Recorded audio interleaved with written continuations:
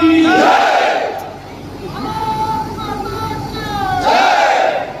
मी आधीच सांगू इच्छितो का मी दिल्लीवरून शांततेचा संदेश द्यायला आलेलो नाही.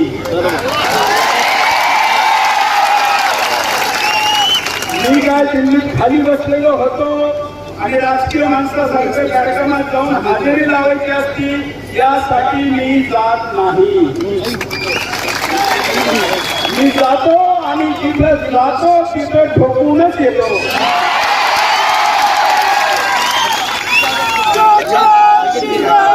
आणि पुण्याला घाबरायचं नाही. FIR झालेलं माझ्यावर 1828 FIR आहे. एवढे तांदूळ आहे का तांदूळ नाही. आणि एकाही FIR मध्ये मला पोलीस स्टेशन किंवा कोर्टामध्ये जाण्याची वेळ आली नाही. हिंमत आहे का बोलून दाखवा.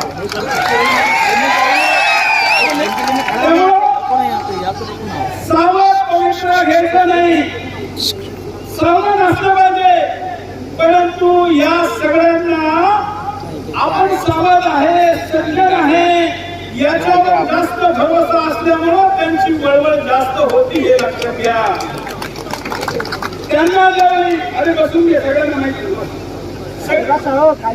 यांना माहिती आहे अहो हे संतांचे भक्त आहे वारकरी आहे काय करणारे. अरे वारकरी म्हणजे फक्त पंढरपूरला पायी पायी जातो म्हणून त्याला वारकरी म्हणत नाही. आमच्या आई बहिणी आणि गाईला हात लावणाऱ्याचे हवेत हात उडवण्याचा वार करणारा वारकरी. एक काळ आहे ना महाराज किती किलोचा असतो दोन्ही मध्ये किलोचा राहतच असतो. एक काळ कितीतरी काळचे फोडू शकतो. तुम्ही वारकऱ्याला सामान्य समजू नका. आणि रामगिरी महाराजांना कोणालाही कुठल्या संताला सामान्य समजायची गरज नाही. संतांनी असं म्हणणं की आपण सगळ्यांचं भलं पाहिजे हा त्यांचा स्वभाव आहे. पण ते संत आहे. तुम्ही आम्ही सैनिक झालं पाहिजे. आपलं काम भलं पाहणं नाही आपलं काम सजा देणं असलं पाहिजे. हिंदू समाजच्या दिवशी असं बघायला झालं त्या दिवशी आपल्या संतांकडे पाहण्याची डोळा वाकडा करून पाहण्याची हिंमत कोणाची होणार नाही. मी इथे येणार म्हणल्यानंतर काल रात्री BBC आणि दिल्लीचे काही मीडियावाले आले होते. कारण मी जाणार म्हणलं का त्यांना त्या ठिकाणी काही ना काही अफवा पसरवायला मिळते. मी शिर्डीच्या हॉटेलवाल्यांचे आभार मानतो का काल रात्री त्यांनी मुंबई दिल्लीहून आलेल्या काही अशा खोट्या पत्रकारांना आपल्या हॉटेलमधून काढून दिलं आणि बुकिंग कॅन्सल केली. आज त्याच्यापैकी एकाची इथे हिंमत झाली नाही यायची. नाहीतर मग तुमचे खोटे नाटे बाईट घेऊन अफवा पसरवल्या असतात. मित्रांनो आज या मोर्चाला फक्त आपण प्रतिक्रिया देण्यासाठी आलो आणि बोललो गेलो विषय संपला. फक्त असं होऊ द्यायचं आहे का पाठीमागं असं होऊ द्यायचं का. कायमचा प्रॉब्लेम सॉल्व्ह केला पाहिजे. तुम्ही आम्ही कोण आहोत स्वतःला आधी ओळखा. या प्रवरेपासून या गोदावरीचा हा जो बेल्ट आहे हा कधीच गुलाम नव्हता. कधीच गुलाम नव्हता. इकडे आदिलशाही इकडे मुघलशाही इकडे कुतुबशाही या सगळ्या शाही असून सुद्धा या भागातील हिंदू लढत राहिला. म्हणून तुम्ही आणि आम्ही आजही हिंदू आहोत. तुमचे पूर्वज तलवार के डर से अगर सलवार पहन लेते तो आज कुंडली दाढ़ी वाली होते यहाँ पर नहीं होते. पण तुमच्या माझ्या पूर्वजांनी एवढ्या 5-5 शाह्यांना टक्कर दिली आणि या ठिकाणचा भगवा झेंडा कधीही उतरू दिला नाही. आपण त्यांची औलाद आहोत. ज्यांचे आईबाप घाबरले आजोबा घाबरले पंजोबा घाबरले आणि म्हणून ज्यांनी धर्म सोडला अशा घाबरगुंड्यांना आपण घाबरायचं अजिबात कारण नाही. परंतु काही गोष्टी झाल्या पाहिजे सरकारपर्यंत गेले पाहिजे. तुम्ही आम्ही मिळून केलं पाहिजे. त्या कोणत्या या सांगण्यासाठी मी आज या ठिकाणी उभा आहे. या ठिकाणी मी पाहत होतो आता कोणाकोणाचे कॅमेरे चालू आहेत, तर पोलिसांचे 2 कॅमेरे लावलेले. मी काय बोलणार.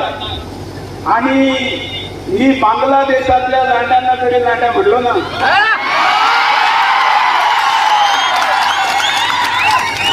आता मी बांगलादेशवाल्या हिंदूंवर अत्याचार करणाऱ्यांना लांड्या म्हणल्यानंतर इथल्या वाल्यांना काय प्रॉब्लेम व्हायला पाहिजे.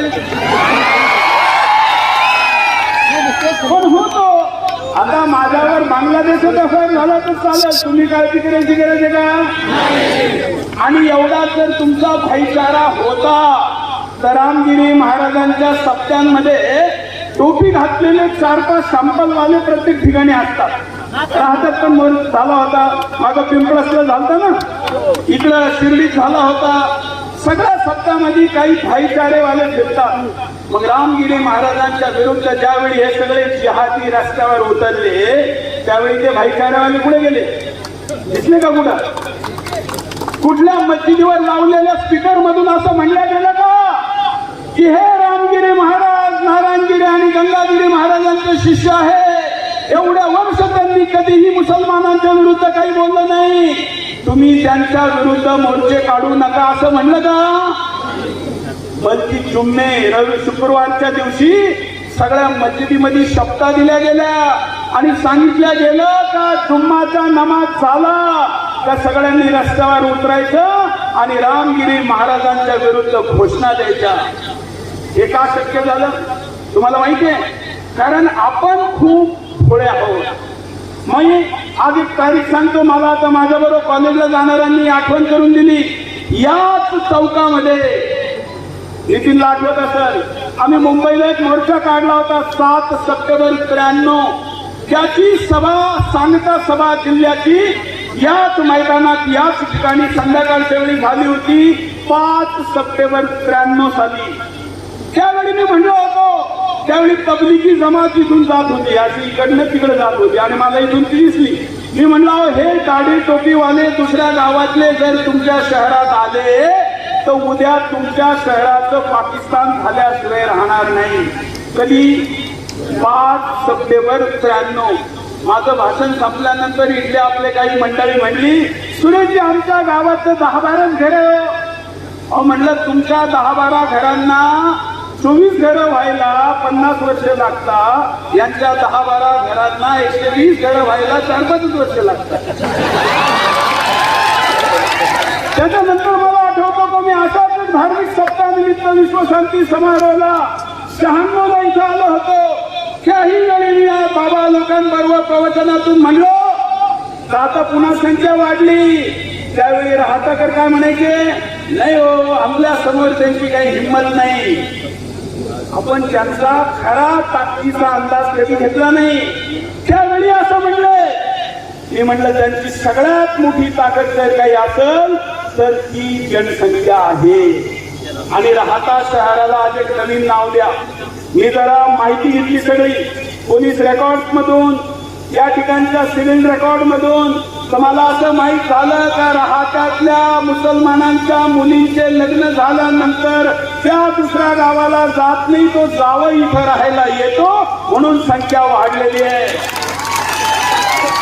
आता राहत्याचा परिचय मुसलमान जावयाचं शहर असं होऊ द्यायचं का नाही. ते होऊ द्या, काय जावई चालेल ना.